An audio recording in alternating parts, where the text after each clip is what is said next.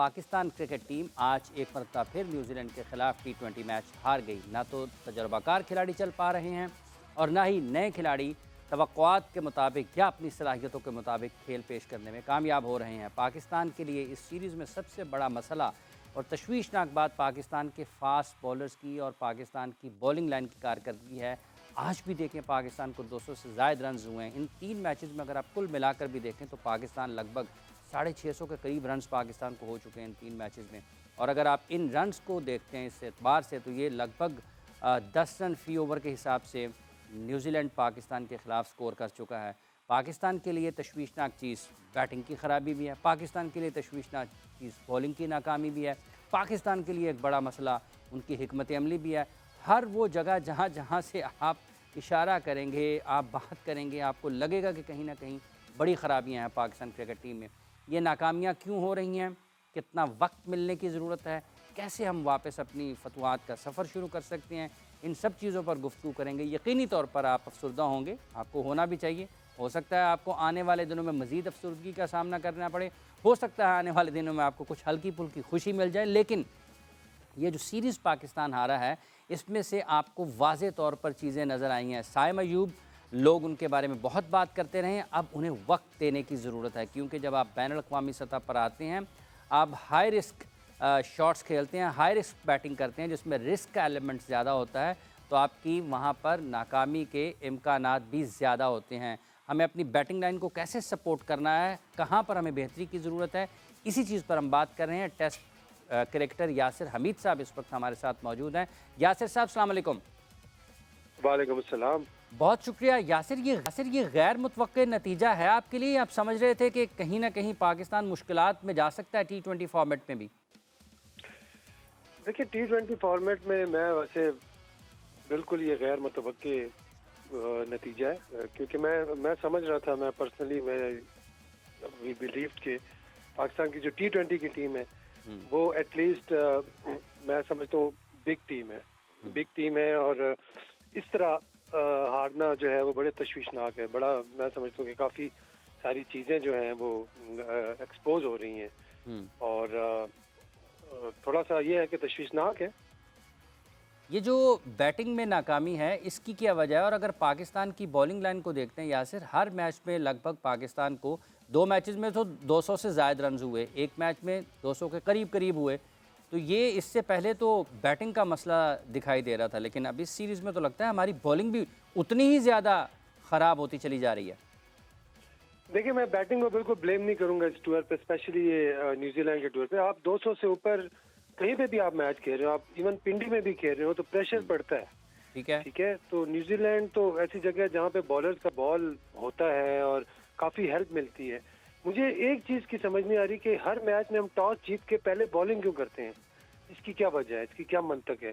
जब आपके पास शाहीन शाह अफरीदी मौजूद है, जब आपके पास हारिस रऊफ मौजूद है, जब आपके पास जमान खान है, वसीम जूनियर हैं, आपके पास उसामा है, नवाज हैं, आपके पास तो एक पावर पैक बॉलिंग है। अगर आप इस पे भी आप समझते हैं कि यार हम डिफेंड नहीं कर सकते, तो ये बहुत बड़ा क्वेश्चन मार्क है। पाकिस्तान की हिस्ट्री है कि आपने हमेशा डिफेंड किया है। आप 150 करते हैं 20 ओवर्स में। मैं आपको शर्त लगा के कहता हूँ कि अगर पाकिस्तान पहले बैटिंग करके 160 170 करता तो न्यूजीलैंड की टीम डेफिनेटली प्रेशर में आती, क्योंकि जब आप टारगेट चेज कर रहे थे, आपकी 1-2 विकेट गिरती है तो इक्वेशन बढ़ जाती है, आपके 5-6 बॉल्स डॉट में चले जाते हैं तो एवरेज ऊपर आ जाती है। ये इन्होंने अपने ऊपर खुद ही प्रेशर लिया, अपने आप को खुद ही मुश्किल में डाला, अपने पाँव पे खुद कुल्हाड़ी मारी। आप टॉस जीत के उनको बैटिंग दे रहे हैं। ठीक है, मानता हूँ मैं कि न्यूजीलैंड में अंडर लाइट्स बॉल खेलना ज़्यादा इजी है, वो पहले 2 मैचेस में समझ आई है। चले तीसरे मैच में तो आप पहले बैटिंग कर लेना भाई। आपको तीनों मैचों में टॉस जीत के आपको मौका मिला है कि आप अपनी टर्म्स एंड कंडीशंस जो हैं वो उसको उससे खेलें, लेकिन आपने फिर उनको दे दिया और उस बंदे ने स्कोर किया जो कि देखिए, अब अगर आप फिन एलन की आप परफॉर्मेंस देखें तो उसने 10-12-15 इनिंग्स में एक इनिंग खेली है या 2, एक 82 किया उसने और एक आज 137 किया। उसके अलावा मुझे बताएं कितने रन किए हैं उनकी साइड से। ठीक है। अच्छा, मिर्ज़ा इकबाल बेग साहब सीनियर सहाफ़ी एंकर पर्सन में ज्वाइन कर चुके हैं। बेग साहब, अस्सलाम वालेकुम। वालेकुम अस्सलाम हाफिज इमरान साहब। बेग साहब, आपको लगता है कि ये फैसले भी गलत हो रहे हैं? जैसे अभी यासिर कह रहे हैं कि समझ नहीं आती कि पाकिस्तान टॉस जीतकर पहले बॉलिंग के लिए क्यों चला जाता है। देखिए इमरान, मैं पहले भी आपके प्रोग्राम में कह चुका हूं कि अक्ले कुल बने हुए मोहम्मद हफीज, जो टीम के डायरेक्टर है, और पाकिस्तान क्रिकेट बोर्ड ने उन्हें सियाह सफेद का मालिक बनाया हुआ है। मुझे तो नहीं लग रहा कि शाहीन शाह अफरीदी की कोई इनपुट शामिल है।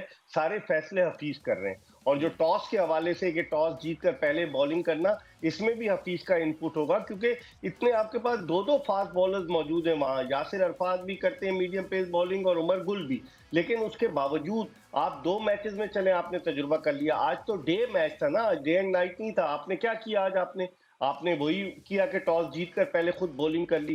हम्म। और फिर आप अगर देखें इमरान के 420 दो मैचों के और आज के 224, तो यानी कि इसका मतलब हुआ कि 644-45 रन हमारे फास्ट हम्म। जो हमारे बॉलर्स के खिलाफ बने हैं, और कहीं पर भी हम उनको रोकने में नाकाम रहे। तो इसका मतलब है स्ट्रैटेजी आपकी नाकाम हो गई ना। फिन एलन ने जो 16 में से 13 छक्के लगाए वो मिड विकेट रीजन पर लगाए। आपने शॉर्ट गेंदें की, आपने जिस तरीके से उसको खेलने का मौका फराहम किया, मैं समझता हूं कि बड़ी नाकिस हिकमत अमली थी, जिसकी वजह से पाकिस्तान को इस हजीमत से दो चार होना पड़ा है। ये जो कोचिंग स्टाफ है यासिर हमीद, जिस तरह बेग साहब कह रहे हैं कि एक ख़ास जोन है जिसमें उनकी हिटिंग एबिलिटी है या जहाँ पे वो अटैक करते हैं, तो आपको लगता है कि ये जितने मैचेस का आपने हवाला भी दिया, हम उसको मार्क करने में नाकाम रहे? जबकि अगर पाकिस्तान की बैटिंग जब आई तो उन्होंने पाकिस्तान को दूर खिलाया बॉल, ऑफ स्टंप से बाहर बाहर खिलाए, ताकि इनको अपने जो इनके स्कोरिंग जोन है उसमें ना मिले। तो ये हिकमत अमली की कहीं आपको ख़राबी नज़र आती है?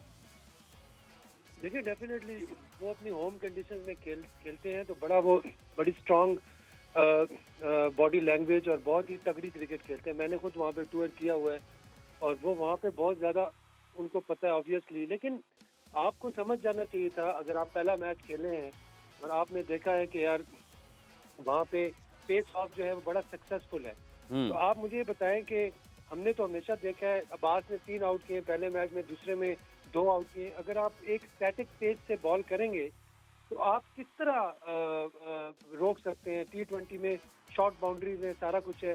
फिर आज थोड़ी सी गलती मैं समझता हूँ कि शाहीन की भी है। जब एक ओवर में 25 दे दिया हारिस ने, तो आप क्यों उसको फिर दूसरा ओवर देते हैं? आप हारिस ने कोई टेक आउट आया हुआ है, 4 ओवर करेगा।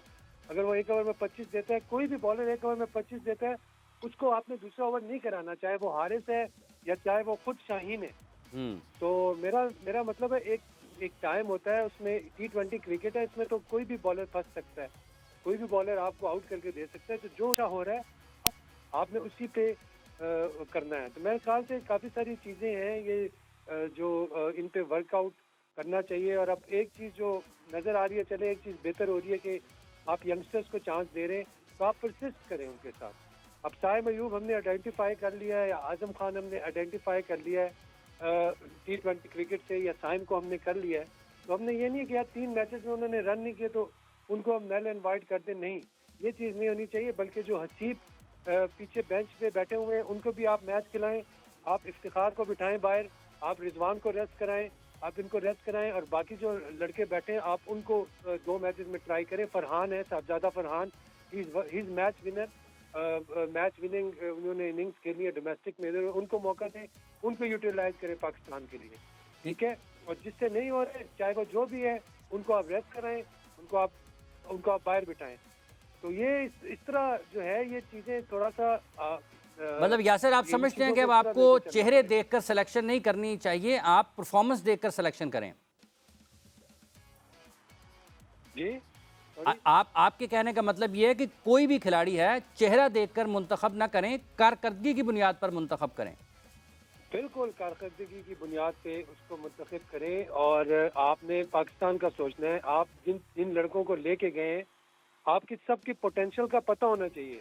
लेकिन जो पाकिस्तान के लिए 15 में सिलेक्ट होता है, तो मेरे नज़दीक वही प्लेयर होता है जिसमें पोटेंशियल होता है पाकिस्तान के लिए खेलने का, लंबा खेलने का। अगर आप इस तरह करेंगे कि यार आप किसी को खिलाएंगे, किसी को, ठीक है, एक आपने प्लान बनाया, आपने यंगस्टर के साथ परसिस्ट करें। आप, मैं ये कहना चाह रहा हूँ, साइम है या यही आपका फ्यूचर है, साहबजादा फरहान है, हसीब लड़का है, ही इज़ वेरी गुड, उनको आप ट्राई करें। आप बेशक रिजवान को रेस्ट करवाएं, कोई मसला नहीं है। आप कल यही हसीब या रिजवान बनेगा, खेलेगा तो बनेगा ना। ठीक है, या साहबजादा फरहान है, तो ये ठीक है, थोड़ा सा ये है कि इन्हीं को काफी वक्त देना डिसअपॉइंटिंग चाहिए। नौजवान रिजल्ट था। खिलाड़ियों को आपके ये ख्याल हम में एक्सपेक्ट भरपूर मौके हम ये देने की एक्सपेक्ट ज़रूरत नहीं है। कर रहे आपका थे बहुत बहुत पाकिस्तान की शुक्रिया टीम से यासिर कि हमीद हमारी साहब। बेग साहब, आप बताइएगा, आपके ख्याल में वाकई पाकिस्तान क्रिकेट टीम की ये मैनेजमेंट जो कि मुसलसल नाकामियों का है, उसे ये इतना दबाव ले सकेंगे कि इन्हीं नौजवान खिलाड़ियों के साथ आगे जाएंगे? और अगर नौजवान खिलाड़ियों की बात करते हैं तो फिर उन्हीं नौजवान खिलाड़ियों में आज़म खान का भी शुमार होता है। उस हवाले से फिर आप समझते हैं कि उनको अभी 2 मैचेस और मिलने चाहिए, या फिर अब हसीबुल्लाह की तरफ चले जाना चाहिए?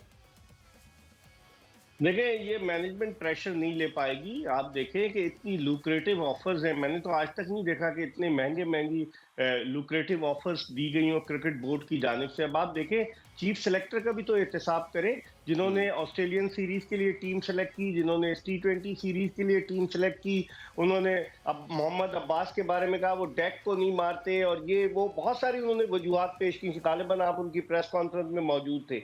और फिर मोहम्मद हफीज का भी एहतसाब करें। और आपने जो सवाल किया है कि ये रिस्क नहीं लेंगे, आजम खान ने अब तक 3 इनिंग्स में उन्होंने 22 रन बनाए, और उन्होंने मजमूई तौर पर 29 रन स्कोर किए 8 T20 इंटरनेशनल मैचेस में। अब उनको 2 मैचेस और खिलाएं, और अगर वो नहीं करते तो वंस फॉर ऑल किसी और यंगस्टर को मौका दें। अब हमारे यहाँ यही होता है कि 2 मैचेस के बाद ड्रॉप कर देंगे, फिर उसको मौका मिल जाएगा कि यार हमने तो 2-3 मैचेस खेले थे, अभी तो हमें चेक ही नहीं किया गया। और क्योंकि जब आप लोगों के लिंक्स हो एक दूसरे से क्रिकेटर्स के, तो आप समझ जाएंगे फिर क्या होगा। मेरे ख्याल में साइम अयूब में बहुत पोटेंशियल है। साइम अयूब अपनी गलती से आउट हुए दोनों इनिंग्स में। पहली इनिंग्स में भी उन्होंने बड़ी अच्छी बैटिंग की थी, उनको मौका देना चाहिए एज एन ओपनर। उनको ग्रूम करें आप, 21 साल के। आजम खान की फिटनेस पे क्वेश्चन मार्क है। अगर आजम खान बकिया 2 मैचेस आप खिलाते हैं और रन स्कोर करते हैं, देन इट्स ओके, वरना फिर उनको डोमेस्टिक की तरफ भेजें, क्योंकि इमरान, डोमेस्टिक क्रिकेट और इंटरनेशनल क्रिकेट में जमीन आसमान का फर्क है। शाहीन शाह अफरीदी ने कप्तानी की है लाहौर कलंदर्स की, क्या कप्तानी की, लेकिन जब वो इंटरनेशनल मैचेस में आए तो बिल्कुल बुझे बुझे नजर आए। आप उनकी बॉडी लैंग्वेज देख लें तो बड़ा फर्क होता है। मैं समझता हूं कि इस हवाले से टीम मैनेजमेंट को कोई ना कोई फैसला जरूर करना है 17 और 19 के मैचेस के लिए। बेग साहब, आपको कहीं ऐसा तो नहीं लगता कि अगर शाहीन ने कप्तानी पाकिस्तान की करनी है तो वहाँ पर उनके मैनेजर भी समीन राना को होना चाहिए, और लाहौर कलंदर्स का जो सपोर्ट स्टाफ है वो भी साथ हो, तो फिर वो ज़्यादा बेहतर कप्तानी कर सकते हैं, ज़्यादा बेहतर फैसले कर सकते हैं? हाँ, ये आप तजवीज़ ज़का अशरफ को पेश कर दें, शायद आपकी तजवीज़ वो मान लें, क्योंकि उनको जो कहता है वो वही मान लेते हैं। आज तो वो गए हुए इस्लामाबाद, अभी तक इत्तलात नहीं आई है कि क्या हुआ। इजलास था, शाह खावर साहब भी मौजूद हैं वहाँ। क्या हो रहा है, पाकिस्तान क्रिकेट क्या बंद गली की तरफ जा रही है, या पाकिस्तान क्रिकेट में एक गवर्निंग बोर्ड तश्कील दिया जाने वाला है? क्या ज़का अशरफ साहब वापस लाहौर कैंट अपने घर चले जाएंगे? बहुत सारी चीजें, अब देखिए क्या होता है। अभी हमें भी उस खबर का इंतजार है, लेकिन आपने सही मशवरा दिया, आप भी मुफ्त का मशवरा दे दें, शायद कोई कबूल कर ले आपका बेग साहब, मशवरा। ये जो पाकिस्तान की फास्ट बॉलिंग है, आपको लगता है कि वहाँ पर इनके साथ भी ख़ास किस्म के मसाइल का सामना है? क्या वाकई इतने ज़्यादा थके हुए हैं, या फिज़िकल फ़िटनेस की अगर बात की जाए तो उस पर भी सवालिया निशान है? हालांकि एक गैर मुल्की फ़िज़िकल ट्रेनर हैं पाकिस्तान टीम के साथ, और गालिबन उनको सबसे ज़्यादा माहाना मुआवजा मिलता है। क्या वो भी हमारे रंग में रंग गए हैं? वो भी कहते हैं सब ठीक है, वो भी कोई सख्ती नहीं कर रहे खिलाड़ियों के ऊपर, और खिलाड़ियों को भी कोई पूछने वाला नहीं है? जो गोरे आते हैं वो पाकिस्तान के रंग में रंग जाते हैं। मैं आपको बताऊं कि एक क्रिकेटर था, वो एक कोच को जो है शर्ट्स ला के देता था तोहफे के तौर पर, तो वो बेचारे बड़े उससे मुतासिर थे। तो इस तरह की बहुत सारे की चीजें होती है, लेकिन फिर आपका कर क्या रहा है, फिजिकल ट्रेनर के ऊपर अगर आप सारा डाल देंगे तो आपका डॉक्टर्स भी तो हैं। डॉक्टर सोहेल सलीम साहब वापस आए हैं, आपका एक मेडिकल पैनल भी है, आपकी नेशनल क्रिकेट एकेडमी है जो बोर्डिंग लॉजिंग की फैसिलिटीज का मरकज बनी है। तो आप ये भी तो देखें ना, अपना मेडिकल पैनल आपका क्या कर रहा है। बहुत सारे फास्ट बॉलर्स, आपने सही कहा इमरान, कितने फास्ट बॉलर्स अनफिट हो गए। आप लिस्ट देखें, मोहम्मद हसनैन हुआ, उसके अलावा जो एहसानुल्लाह हुआ, और भी बेशुमार, नसीम शाह हुआ, आपके कई फास्ट बॉलर्स अनफिट हो गए। तो मेरे ख्याल में इस हवाले से पाकिस्तान क्रिकेट बोर्ड को एक वाज़ेह पॉलिसी अपनानी चाहिए, और उसके लिए क्या रखते हैं कि एक गैर मुल्की डॉक्टर को हायर करते हैं, हमारे ही डॉक्टर जो है वो मौजूद है, और फिर किसी गोरे को लाते हैं, तो क्या वो इनके रंग में रंग जाता है या वो अपने रंग दिखाता है, ये देखना पड़ेगा।